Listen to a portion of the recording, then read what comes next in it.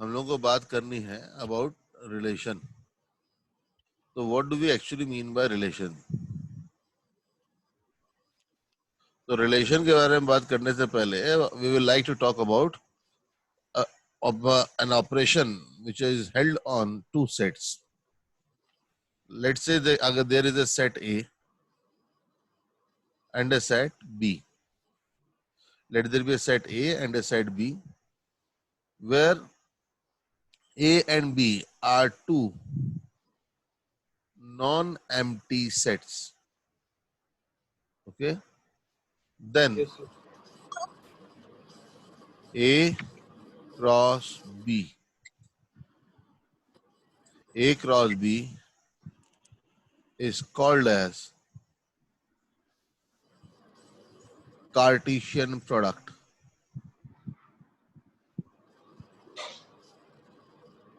Okay, is called as Cartesian product. Now, what do we mean by A cross B? So, A cross B is a set. Okay, it is a set of ordered pairs. Ordered pairs of the form x comma y, where x is element of A, I will say all, and y is element of B. That means let there be a set A which is 1 comma 2 comma 3 and a set B which is A comma B. Okay, so Cartesian product A cross B is the set of ordered pairs 1 comma A, जिसका first term A से आएगा क्योंकि A यहाँ pre multiplier है और B यहाँ पे post multiplier है. 1 comma A, 1 comma B, then 2 comma A, 2 comma B, 3 comma A and 3 comma B. Okay, this is what is called as A cross B. If I say the B cross A, then B cross A will be A comma 1 comma B comma 1, then A comma 2, B comma 2, then A comma 3 and B comma 3. So this set is called as A B cross A and this set is called as A cross B. As you can easily see that A cross B is not equals to B cross A. So please take the thing that Cartesian product.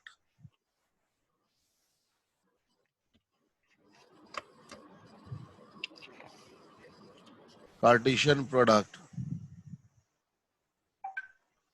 is non-commutative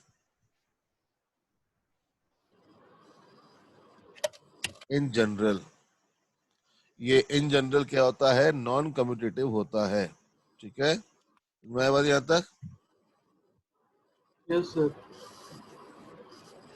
अच्छा, अब यहाँ पे ये इस तरह से. अच्छा, number of terms in A cross B क्या होगा? Number of elements And A cross B. In A cross B क्या होगा? अगर ए में m एलिमेंट्स हैं और बी में n एलिमेंट्स हैं तो number of elements in A cross B will be what? m into And n. क्योंकि आपको हर एलिमेंट बनाने के लिए दो जगह फिल करनी है, ये और ये फिल करने के तरीके m और ये फिल करने के तरीके m, तो नंबर ऑफ वेज हो जाएंगे m इंटू n. ओके, तो इस तरह से ये number of elements in A cross B will be m into n. yes, sir. ये वाला पार्ट सबको क्लियर है? Yes, sir.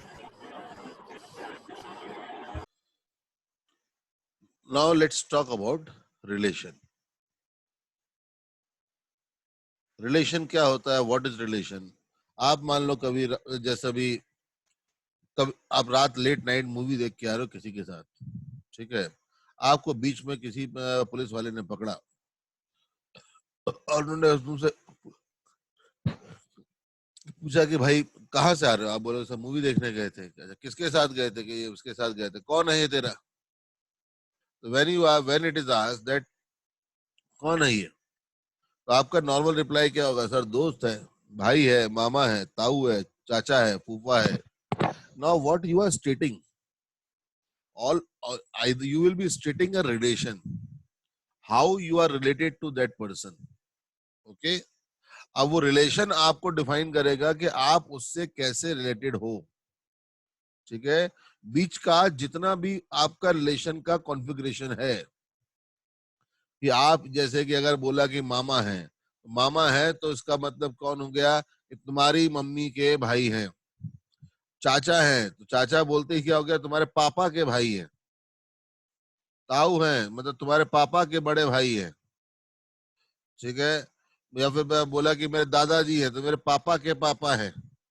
ठीक है, दोस्त है, दोस्त है होता है तो देखो दोस्त मैं फिर बोलते कि तो पुलिस वाला पूछ लेता अच्छा कैसा दोस्त है, कि सब स्कूल में साथ पढ़ते हैं, एक ही सोसाइटी में रहते हैं। ठीक है, तो आपको उसमें डिस्क्रिप्टिव होना पड़ता है फिर। ठीक है, तो आप देखो रिलेशन बेसिकली क्या है। रिलेशन एक ऐसा रूल है जो दो एलिमेंट्स को आपस में कोरिलेट करता है। ठीक है, relation is the rule which correlate the elements of any two elements. ठीक है, और of any two different set. तो रिलेशन के बारे में अगर हम लोग सिंपल बात करें तो relation is what? The relation is a rule, it is a rule which correlates elements of one set, say A, to elements of other set, say B. ठीक है, कि सेट ए, अगर मान लीजिए आपके पास ऐसे एक सेट ए है और ऐसे आपके पास एक सेट बी है। ठीक है, तो यहाँ पे सेट ए और सेट बी हो गया। अब जरा देखो क्या हो गया, यहाँ पे एक हो गए लव। ठीक है, यहाँ कुश। ठीक है, राम, सीता। ठीक है, इस सेट में राम,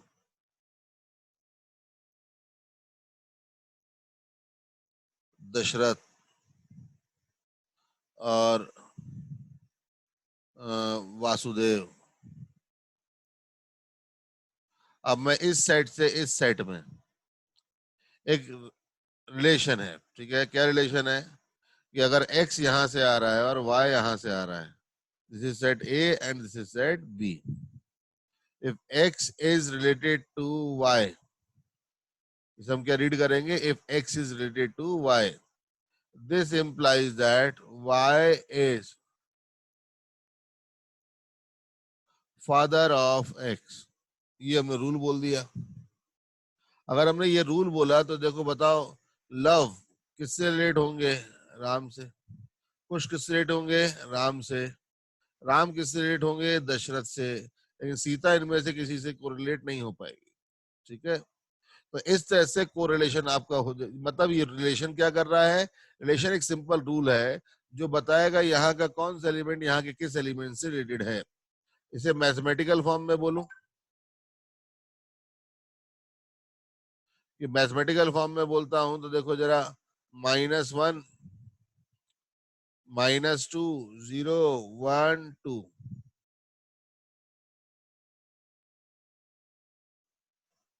1 2 3 4 5। एक रूल है यहां से यहां तक। ठीक है, ये सेट है ए और ये सेट है बी। एक रूल हमने बोला है are.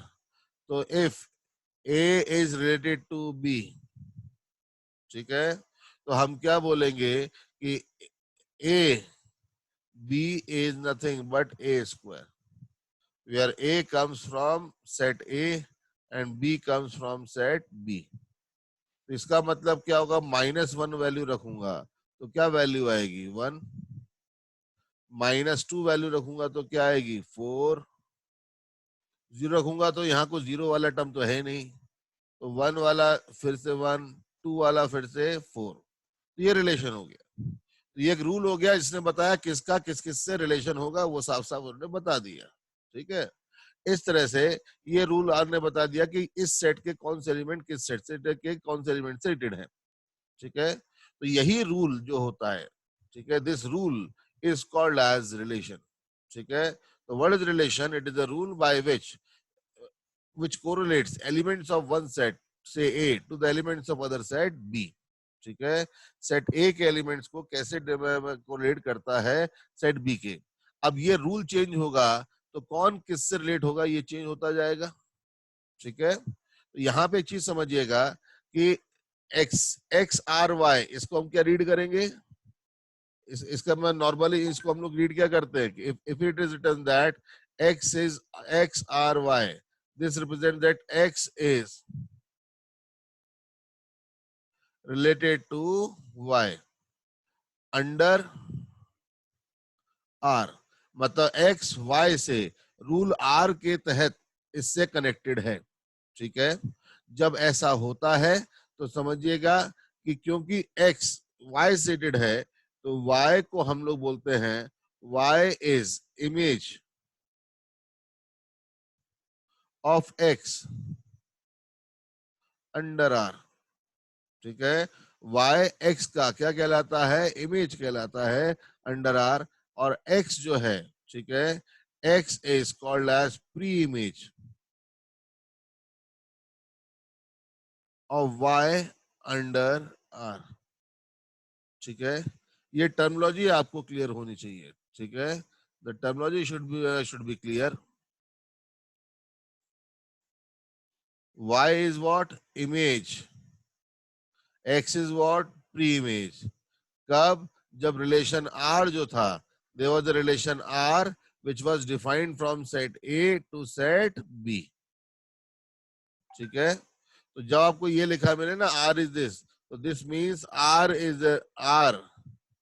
is a relation from set A to set B। समझ में आया ये? अब लेकिन यहाँ पे अब एक चीज समझिए कि जब हम कोई रिलेशन लिख रहे हैं, if we are defining a relation, ठीक है, if we are defining a relation, तो रिलेशन में समझिएगा कि ऐसा कोई रूल नहीं है कि जिसमें बोला जाए कि ए सेट का, अगर मान लीजिए ऐसे कोई भी सेट ए था, ठीक है, और ये सेट बी था, तो यहाँ पे अगर मैंने बोला x1, x2, x3, x4, x5, यहाँ पे y1, y2, y3, y4, y5, ठीक है, ऐसे हुआ, तो ये रिलेशन आर था। रिलेशन आर कैसा हो गया, लेट से ये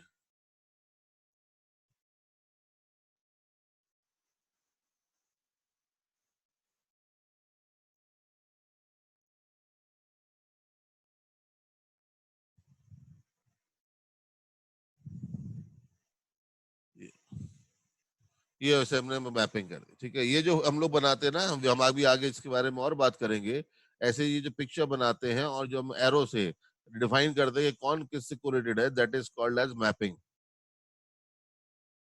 ठीक है, इसे हम लोग क्या कहते हैं, मैपिंग। ये सेट ए था, ये सेट बी था। ठीक है, तो यहाँ पे समझिएगा कि मैं थोड़ा सा इसको ये हटा देता हूँ।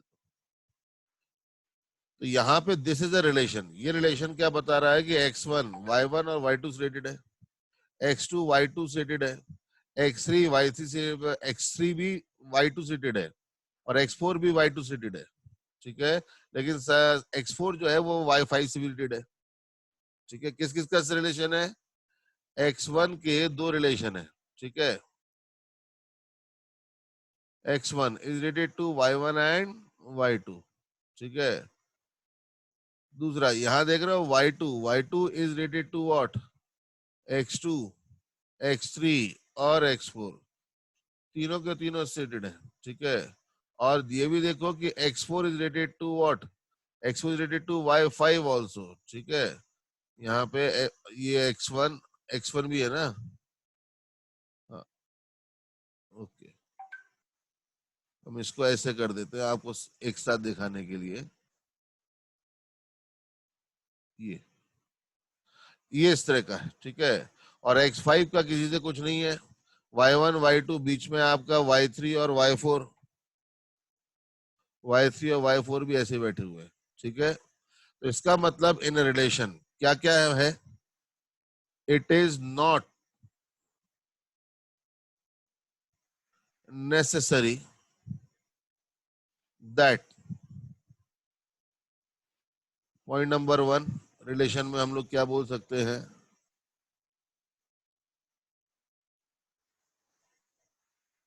Every element of A has a image in set B. ये लाइन समझे? इसका मतलब है,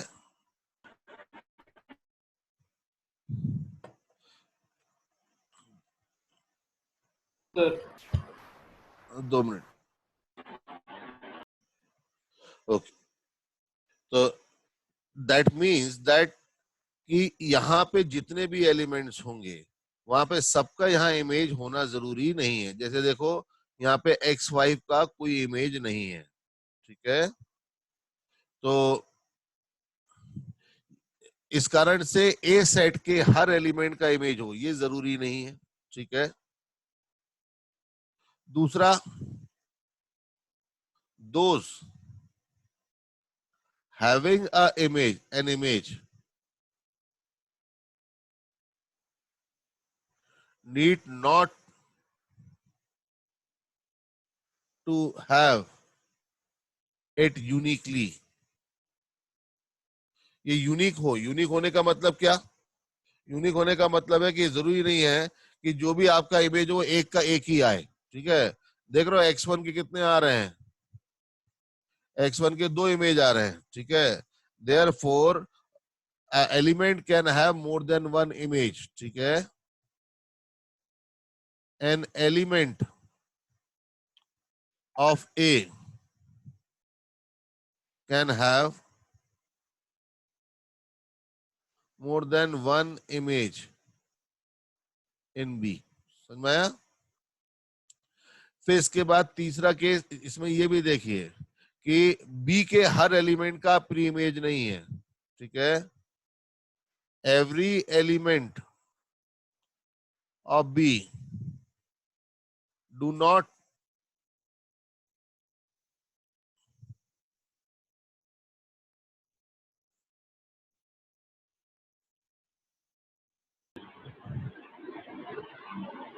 have a pre image in set A. B set के हर एलिमेंट का यहाँ प्री इमेज हो ये जरूरी नहीं है, ठीक है। और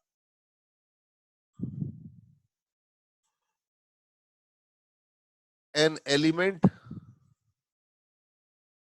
of set B can have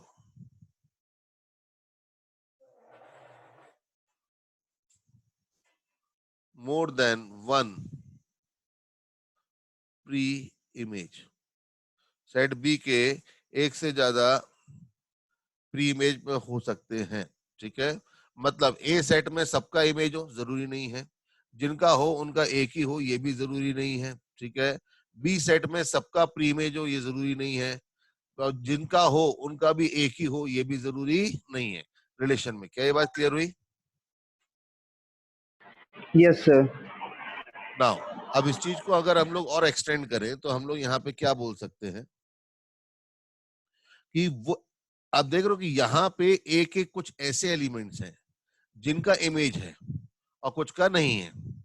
तो वो ए के एलिमेंट्स जिनका एक्चुअल में यहाँ इमेज है, किन किन का इमेज है, x1 x2 x3 और x4, इन्हीं का है ना। Yes, sir. Yes, sir. और यहाँ पे बी सेट में कुछ ही एलिमेंट्स है जिनका प्री इमेज है, वो कौन कौन है? y1, sir. y2 और y5 है ये। Yes, sir. Now we will introduce two terminologies for it. One terminology is called as domain. So what is domain?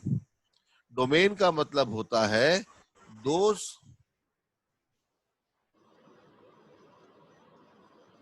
elements of set A which have at least one image in set B. ए के वो element जिनका कम से कम set B में कम से कम क्या हो, एक image हो, ऐसे एलिमेंट्स को हम लोग क्या बोलते हैं? डोमेन। ठीक है, तो ये जो भी डोमेन होगा, if the relation R was from set A to set B, then domain will always be a subset of A.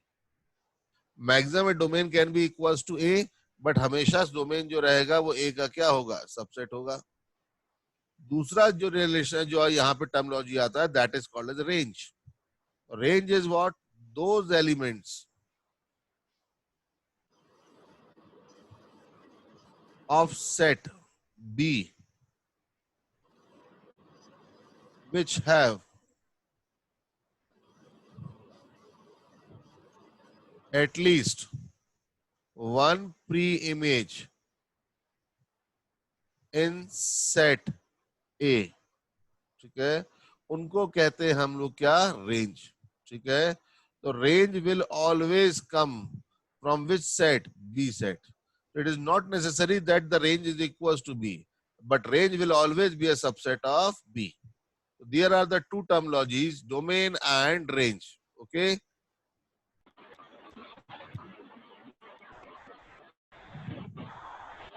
Representation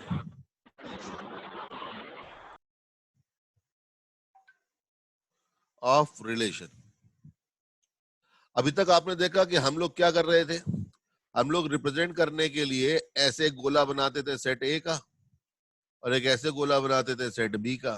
ठीक है, यहाँ पे जो एलिमेंट्स होते थे x1, x2, x3, y1, y2, y3, आप इन्हें कोरिलेट कर देते थे ऐसे। ठीक है, ये आपका रूल हो गया। ठीक है, तो ये रिप्रेजेंट करने का तरीका कहलाता है मैपिंग, ये मैंने आपको बता ही दिया। ठीक है, लेकिन ये कब तक अच्छा है? ये तब तक अच्छा है कि यहाँ पे नंबर ऑफ एलिमेंट्स कम है, यहाँ भी कम है। ठीक है, क्योंकि यहाँ पे हर एलिमेंट को अलग अलग करके लिखना पड़ता है। ऐसा ही दूसरा तरीका रिप्रेजेंटेशन ऑफ रिलेशन के लिए है, उसे हम लोग क्या बोलते हैं? That is called as roster form. Roster form में क्या करते हैं हम लोग कि अगर मुझे ये शो करना है कि एलिमेंट ए का रिलेशन किससे है? बी से है। ठीक है, इसे हम लोग क्या कर रीड करेंगे? ए इज रिलेटेड टू बी। तो इसको आप ऐसे भी लिख सकते हो, ए कॉमा बी। तो इसका मतलब क्या हो जाएगा कि as per this A is related to B. ठीक है, अब जो ऊपर रिलेशन आर था, ठीक है, R was the relation from set A to set B such that किस किस का किससे रिलेशन है, ऐसे लिख दो। देख लो कौन किससे रिलेटेड है, यहाँ हम लोग तीर बना के बता रहे थे, लेकिन यहाँ पे क्या करेंगे बताने के तरीके के लिए, x1 का y3 से है, x2 का y2 से है, x3 का y2 से है। बस जो जो ऑर्डर्ड पेयर्स बने वो सारे ऑर्डर्ड पेयर लिख दो। तो ये सारे ऑर्डर्ड पेयर्स वो आ गए जो यहाँ पे जिसका रिलेशन किससे था। तो जब मैं इनको ऐसे ऑर्डर्ड पेयर के फॉर्म में करके लिख देता हूं, तो ये आपका क्या कहलाता है? ये आपका रोस्टर फॉर्म ऑफ रिप्रेजेंटेशन कहलाता है। समझ में आया सबको ये? अब यहाँ पे समझो कि लेट से मैं इसमें एक और चीज करता हूँ, ठीक है ना, ए या फिर ऐसे कर देता हूं,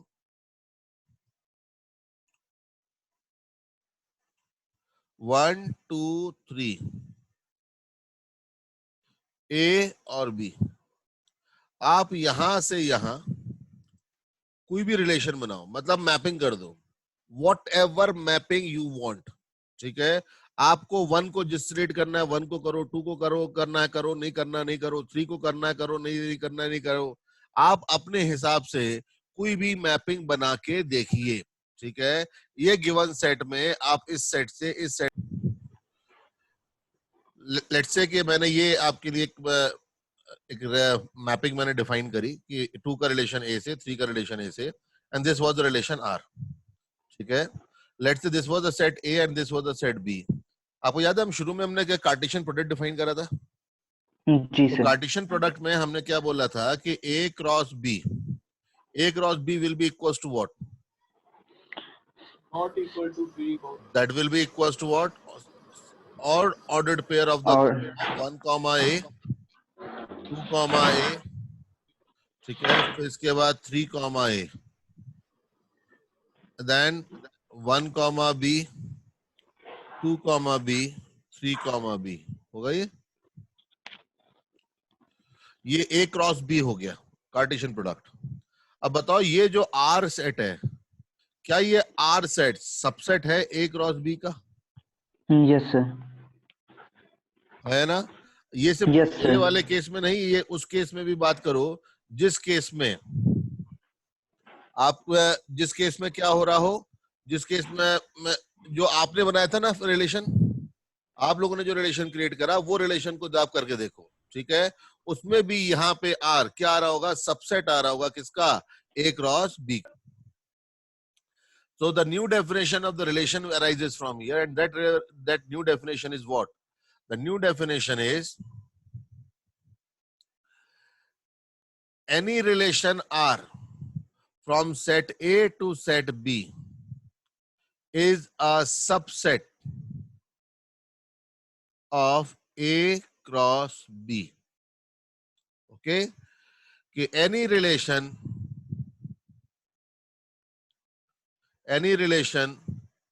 from set A to set B will always be a subset of a Cartesian product A cross B। अब सोचो अगर रिलेशन B से A में होता तो वो किसका होता? वो किसका सबसेट होता? B क्रॉस A का सबसेट होता। ठीक है, this is the technical definition of relation. Okay, समझ में आया सबको ये कि अब यहाँ पे इसको रिप्रेजेंट कर रहे, रिलेशन को रिप्रेजेंट करने के तरीके कौन कौन से हो गए? मैपिंग, और एक तरीका हो गया रोस्टर फॉर्म। ठीक है, एक तीसरा तरीका और आता रिलेशन का, लेकिन अभी पहले ये आपकी क्या डेफिनेशन क्लियर है? Yes sir. नाउ अब आता है third way to represent a relation, and that way is called as set builder form.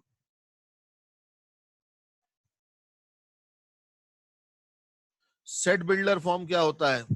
अब सेट बिल्डर फॉर्म ये ऐसा होता है जहां पे हम ये ना बता के किसका किससे रिलेशन है, हम ये ज्यादा कुछ बताने की कोशिश करते हैं कि एक्चुअली वो रूल क्या है।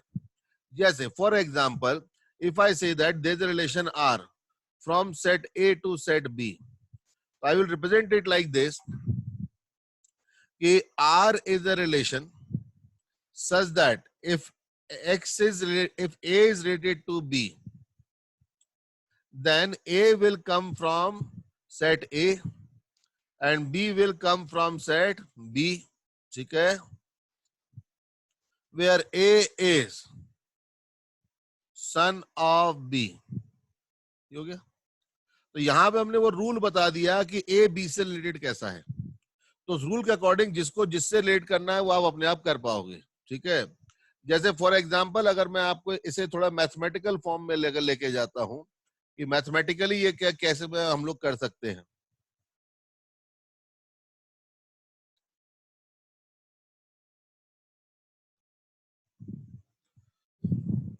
देखिए, जैसे फॉर एग्जांपल ये सेट था ए, यहाँ पे एलिमेंट है 1 2 3 4 5। ठीक है, यहाँ पे एक सेट है बी, विच इज ऑल्सो 1 2 3 4 5, ठीक है, ये सेट हो गया. Now this relation R. R is relation from set A to set B, ठीक है, such that if R is relation A, if A is related to B, then A is element of A and B is element of B and B is equals to A plus 1. ये हमने relation define कर दिया. तो बताओ यहाँ पे किसका किस रिलेशन होगा. 1 रखेंगे तो क्या आएगा 2, 2 रखने पे क्या आएगा 3, 3 पे 4, 4 पे क्या आएगा 5. अभी हमने तीर बना के नहीं दिए थे, लेकिन यहाँ पे ये एरोज हमने नहीं बनाए थे, लेकिन यहाँ पे जो हमें डेफिनेशन दी उसने बताया, उससे हमें मालूम चल गया किसका किससे रिलेशन है. ठीक है, तो ये आपका रिलेशन आर हो गया. अब इसे अगर मैं रोस्टर, ये कौन सा मैपिंग बन गया. अब इसे रोस्टर फॉर्म में लिखना चाहूं तो रोस्टर फॉर्म में क्या लिखूंगा कि R will be a relation of the set 1, 2, 2, 3, 3, 4, 4, 5. ठीक है, बस ये हो गया. यहाँ पे अगर आपको डोमेन देखना है कि डोमेन क्या होगा, what will be the domain, तो रोस्टर फॉर्म से अगर आपको डोमेन रीड करना है तो how you will read the domain, you will see the elements which comes at the first place. First place पे कौन कौन से एलिमेंट्स आ रहे हैं. 1 आ रहा है, 2 आ रहा है, 3 आ रहा है, 4 आ रहा है. अगर कोई एलिमेंट एक से ज्यादा बार आ रहा है डोमेन की जगह पे तो हम काउंट उसे एक ही बार करेंगे. ठीक है, और इसी तरह से अगर हम लोग रेंज निकालने की बात करें तो रेंज क्या होगा. रेंज निकालने के लिए हम लोग ये सेकंड एलिमेंट पे देखेंगे कि बी की प्लेस पे कौन कौन आ रहे हैं. ठीक है, वो कौन कौन आ रहे हैं 2, 3, 4 और 5. ठीक है, तो ये आपका क्या हो गया रेंज. तो रोस्टर फॉर्म से डोमेन और रेंज कैसे रीड करना समझ में आया. How to find the domain and range from the roster form. ठीक है, तो ये हो गया आपका तीसरा फॉर्म. कौन सा फॉर्म हो गया, सेट बिल्डर फॉर्म. एक यहाँ पे चौथा फॉर्म और होता है. ठीक है, जिसे बोला जाता है लेटाइस डायग्राम. ठीक है, लेटाइस डायग्राम या फिर और जनरल टर्म में बोले तो ग्राफ. ठीक है, देखिए अगर फॉर एग्जांपल अगर मैंने यहाँ ऐसे लेटाइस डायग्राम में हम लोग करते क्या है कि जितने भी ऑर्डर्ड पेयर्स आते हैं हम उनको प्लॉट कर देते हैं.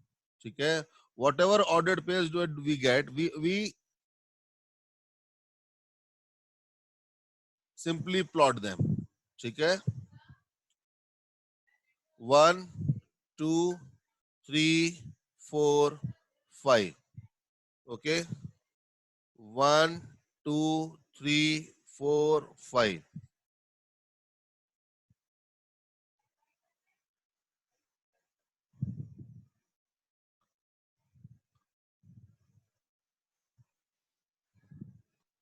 ओके, अब बताओ पहला एलिमेंट कौन सा था 1, 2, तो 1, 2. ठीक है, then the second element was 2, 3, तो this is 2, 3. Second was 3, 4, 3, 4. Next was 4, 5, तो 4, 5. Okay, so this is what these are the points, discrete points which are satisfying this relation. so these are the outputs. तो अब जो अब यहाँ पे अगर यहाँ से डोमेन रीड करना है तो डोमेन कैसे रीड करेंगे. ये देखो ये जितने पॉइंट्स उनके एक्स कोऑर्डिनेट बता दो तो वो आपको मालूम चल जाएगा डोमेन क्या है, और वाई कोऑर्डिनेट बता दो तो क्या पता चल जाएगा रेंज क्या है. ठीक है, समझ में आया. अब देखो क्योंकि लेटाइस डायग्राम में क्या होगा डिफरेंट पॉइंट्स मिलेंगे, लेकिन अब सोचो कि अगर सेट ए या सेट बी ऐसे डिस्क्रीट सेट ना होके क्या हो कंटिन्यूस सेट हो. ठीक है, मतलब अगर मैं आपसे बोलूं कि एक रिलेशन आर है. ठीक है, रिलेशन आर जो था वो कहां से कहां तक है, एक सेट है 1 से लेके 2. ठीक है, इससे 2 सेट 0 से लेके 3, ये मैंने डिफाइन करा. ठीक है, इसमें क्या बोला कि x is related to y if y is equals to x plus 1. हो गई. if y is equals to x plus 1 तो यहां पे आप देखिए कि आपको x की कितनी वैल्यूज है. Number of values of x कितनी है? इनफाइनाइट है, क्योंकि 1 से लेके 2 तक के बीच का पूरा इंटरवल इसमें आ रहा है। ठीक है, तो इस कारण से इनफाइनाइट वैल्यूज होंगी। तो जब मैं उनको प्लॉट करने जाऊंगा, जब मैं इनका लेटाइज डायग्राम बनाऊंगा, तो क्या होगा? सर लाइन बनेगी। आप इनको जब प्लॉट करोगे तो 1, तो आप ये 1 से स्टार्ट करोगे और कहां तक करोगे? 2 तक। ठीक है, तो ये हो जाएगा आपका ऐसे 1 2 3 4, 1 2 3 4। तो आप 1 पे जो वैल्यू निकालोगे वो कितनी आएगी? 2 यहाँ पे। ठीक है, और इसके बाद 2 पे वैल्यू निकालोगे तो वो कितनी आएगी? 3 यहाँ पे। अब लेकिन ध्यान से देखोगे कि तो होगा क्या कि यहाँ पे अब जो पॉइंट्स आएंगे वो इतनी पास पास आएंगे कि आप उनको ऐसे ज्वाइन करोगे तो आपको कंटिन्यूअस एक लाइन मिलेगी। ठीक है, तो कंटिन्यूअस लाइन मिलेगी, इसका मतलब आपको एक कंटिन्यूअस यहाँ पे कंटिन्यूअस पॉइंट्स मिलेंगे, तो that will form a graph. अभी यहाँ पे अलग अलग पॉइंट्स क्यों दिख रहे थे? क्योंकि डिस्क्रीट पॉइंट्स थे। अगर कंटिन्यूअस रेंज होगी तो कंटिन्यूअस ग्राफ मिलेगा। तो जब ऐसे कंटिन्यूअस होता है तो ग्राफ बोलते हैं, और अगर डिस्क्रीट होता है तो क्या बोलते हैं? लेटाइज डायग्राम। ठीक है, अब बताओ यहां से अगर मुझे डोमेन रीड करना है तो डोमेन कैसे रीड करूंगा? ये graph along the x axis कहां से कहां तक बन रहा है, और रेंज रीड करनी है तो कैसे रीड करूंगा? ये graph along the Y axis कहां से कहां तक बन रहा है। तो ये वाला आपका डोमेन हो गया, और ये क्या हो गया? रेंज। देखो जैसे फॉर एग्जांपल अगर मैं तुम्हें इस तरह का एक एग्जांपल और देता हूं,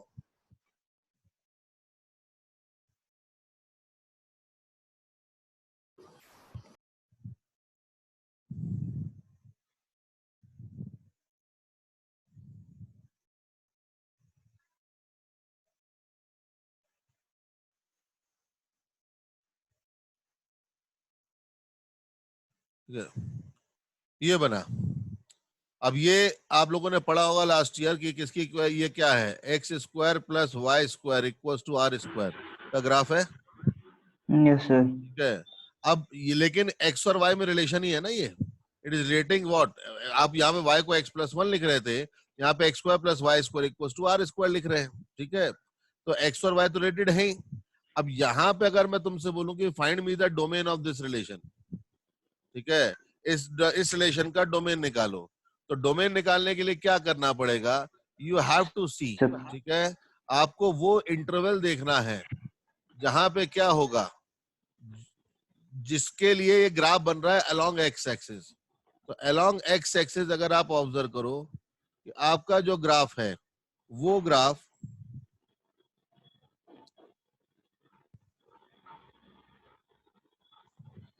ये इंटरवल में बन रहा है, ये वाला अलोंग द एक्सिस इंटरवल में बन रहा है। ये वाला पॉइंट कौन सा है? R comma 0। ये वाला पॉइंट कौन सा है? Minus R comma 0। अब यही चीज अलोंग द वाई एक्सिस को देखूं, अगर अलोंग द वाई एक्सिस देखूंगा तो देखो क्या आएगा? Along the Y axis